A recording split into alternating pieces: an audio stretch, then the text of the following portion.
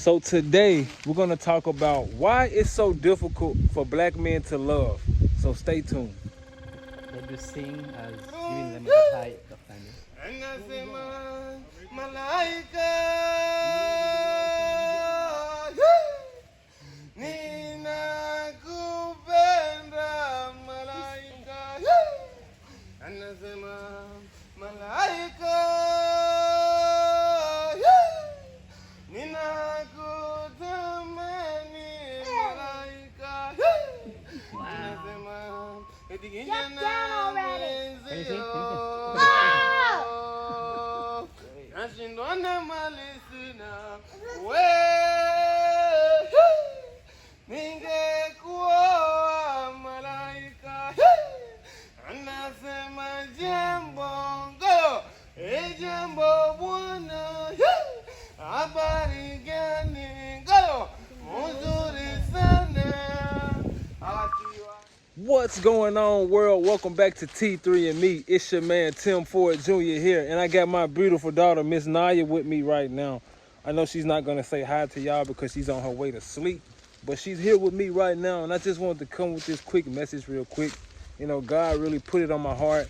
Most High really put it on my heart to come with this message and let my people know, let my brothers specifically know, you know, what I've been blessed to understand and to really see, you know, in this time, and really have the knowledge and the wherewithal to really be able to look within and really see why we as black men aren't able to really show love and really, you know, embrace the compassionate side of life and embrace the way of loving that we need to do in this society, in this time. You know, I've learned that, first of all, thank you to all the new subscribers that's coming to the journey. If you're new here, we appreciate it.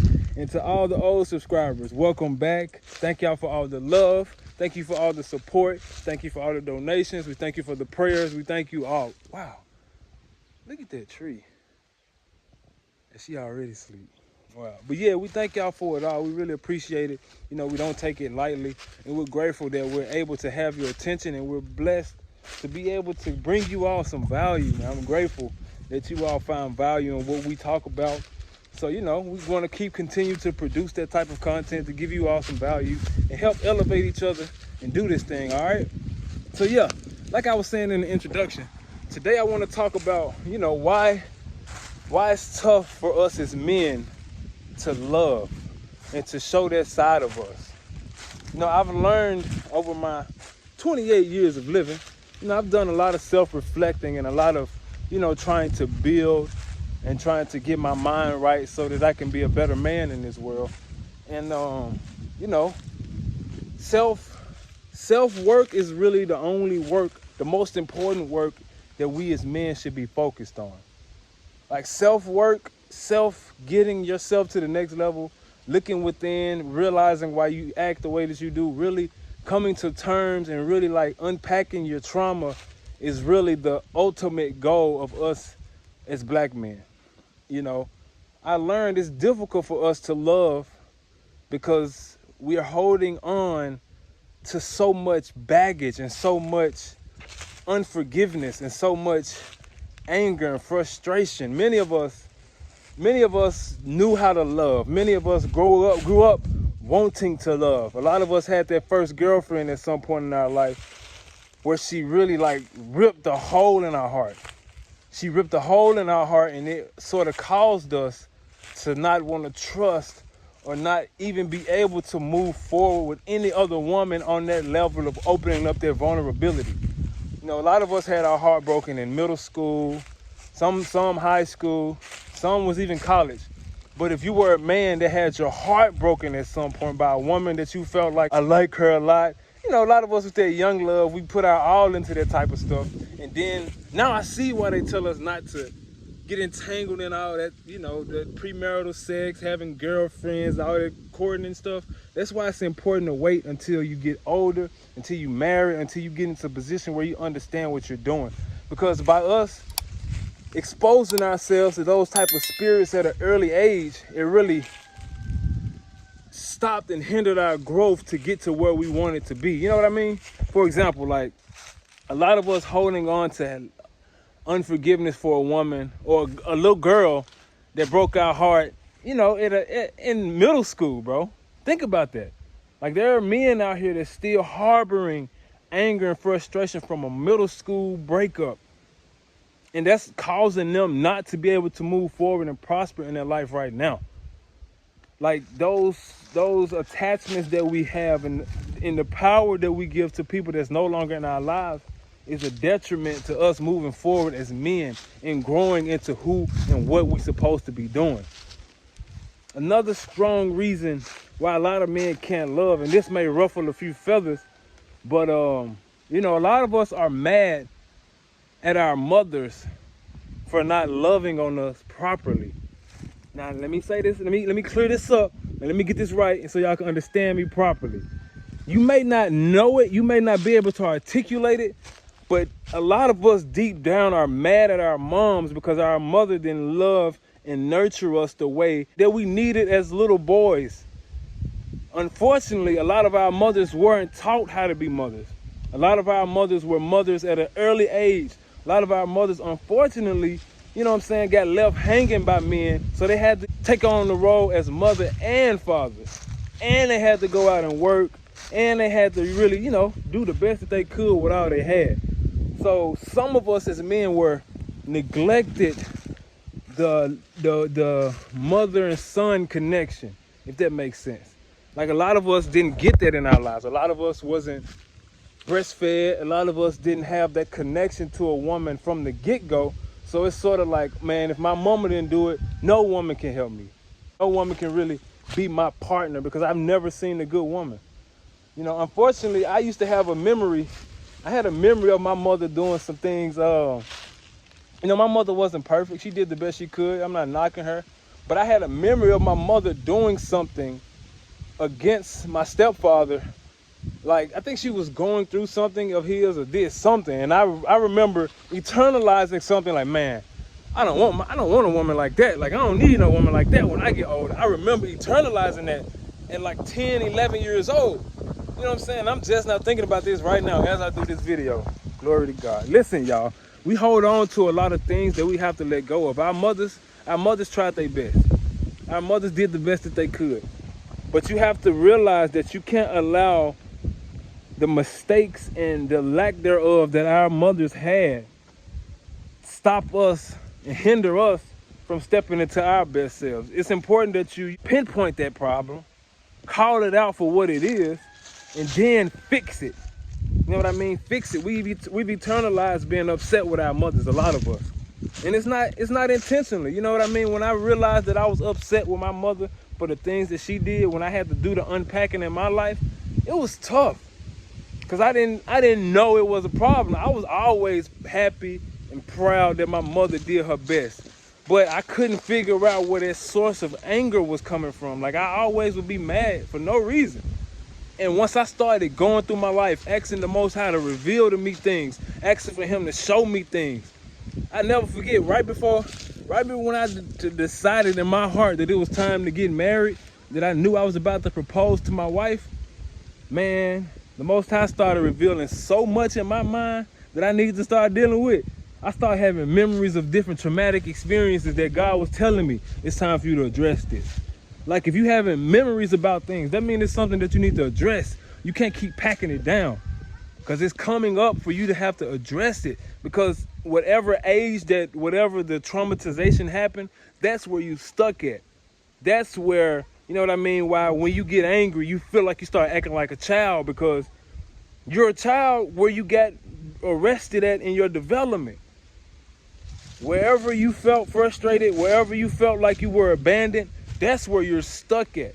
And when you get to that point of fear, of anxiety, you know what I'm saying, when those different anger, all those type of spirits come up, you revert back to that point in your life. So you begin to act out in that manner. So listen, brothers, I know this society is coming at us hard from all angles. But that's why the Most High sent people out here with voices like me. Like somebody before me, I had to listen to videos and get this talk from other people. And now I'm able to tell people, like, bro, it's really simple work. We don't have to still be down on ourselves. We don't have to always walk around with this anger on our back and this frustration. I know in the society that we brought up in, you have to have that to survive. We've been taught you have to have that to survive. You know what I mean? So I know it's hard, but we have to figure out how to love. Since we're here, gotta show y'all some of the products real quick. This I'm not your body ready. I'm not your body. Yeah, natural product. Not your body. Yeah. Not your body. Yeah. Say, yeah. Come closer. Come. Busy beachy. Ooh, this is something I said to my wife before, and you know, it really, she really checked me with it and made me see it one time. You know, me and my wife were getting into it at a point in our marriage, and I remember when I would say things like, "Man, you remind me of my mother, man. Why you acting like this?" And she hit me with something. She was like, "You supposed to reverence your mother in the good image. Like, why are you reverence your mother in the negative image and you trying to put it on me? Like, that's not my fault. That's not my fault. Like, that it's something wrong with how you reverence your mother. You need to go and look at why you reverence your mother this way. That is the problem. It ain't nothing to do with me." And then I had to really think about that. Like, dang, that's true. Like, we're not supposed to look at our mother or even connect negativity to our mothers and, like, you know, make that the correlation to something that we remember. So I really had to check myself and see, like, dang, why do I think negatively of my mother? And when I began to unpack all of that and step into, you know, really figuring that out, bro, so much was revealed and I was able to learn and really, I ain't gonna lie, I'm not at the point where I'm getting better at it, man. It's really hard loving, unfortunately, you know what I mean? It's so much that we have to do and unpack and really get over. So I'm not gonna lie and say it's easy. It's not something that you can just pick up overnight and get. No, it's gonna take some work. It's gonna take some dedication. You're gonna have to look into yourself and look into things and really, you know, see if this really worth what you're trying to do. Because us learning how to love is really, look at her sleeping. Because she's being loved on. This nature walk, this is love. She's being here while I'm working and putting out content for the world. She's taking this content as well. This is love. You know what I mean? My wife's gonna watch this later and she gonna feel love. Somebody is gonna watch this and feel love because love is being put out. You know what I mean? So I know it's hard for us as black men to love. I know it's difficult, but it's important. It's important that you unpack that stuff so you can love. You can love, bro. It's difficult. I'm gonna keep saying I know it's difficult. We got this shell on, like, man, I can't let nobody see my soft side. But actually, bro, that soft side is what's gonna help you elevate, especially in this season. It's okay to be a little soft for the right people. Don't let the enemy see your softness, but your family needs to see your softness. Your children need to see that softness. Your children need to see that love side. They need to see that compassionate side. Your wife needs to see that compassionate side. If you don't have one yet, you need to start working on it. So when you get you a wife, you don't have to do as much work, man, because it's going to be work. If you don't fix it before you get married, it's going to come up in your marriage and could possibly ruin your marriage. If she's not the right woman to have the right mindset to try and work on that with you, and if you go too far, if you do too much, you might lose something valuable if you don't look into yourself and figure out how to love first, bro. It's real talk out here. Like, I know we just think, oh, I'm gonna get married and things gonna be fixed. No, there's work that has to be done to learn how to love, because we don't know how to love. Like I said, our mothers, unfortunately, wasn't able to teach us how to love properly because a lot of them wasn't loved properly. Their dads left them hanging. Their boyfriends/husbands left them hanging. The system put things in place to have them alone. So, you know, we can't continue to cry over that. We just got to figure out, okay, we see what the problem was. We see how the problem came up. So forgive our parents, forgive our mothers, and continue to just build on top of that and do better. You know what I'm saying? We got to show love, y'all. We got to show love. We have to get into that way of doing things for real. So forgive your mother, man. If you didn't know it was a problem, maybe the Most High put you on this video so you can realize, like, man, a lot of my anger problems are geared towards my mother. And that's okay, bro. Just voice it and try to have that talk with your mother so y'all get on a better page, get on the one accord, and try to move forward so you can heal from that. You know what I'm saying? But a lot of mothers don't want to hear that in the first conversation that you try to have with her. So tread lightly on that subject. But it's important that you address that and address, you know what I'm saying, mommy. You just gotta let her know I didn't get the nourishment that I did. You gotta say it. You have to, you know what I'm saying, let her know, like, mommy, I didn't feel it. I know you tried your best. Don't take this the wrong way, but I just think it could have been this way. This. You know what I'm saying? When you did this, I felt like this. You gotta have that conversation in order to move forward in your own life so you can learn how to love properly. You know what I'm saying? So listen, man. Forgive your mother. Forgive her. Forgive that girl that you thought you loved, that little girl that you thought you was gonna be with for the rest of your life. Man, forgive her, bro. Move on about your life. You can't keep dwelling on that, bro. That's what's holding you back from loving properly.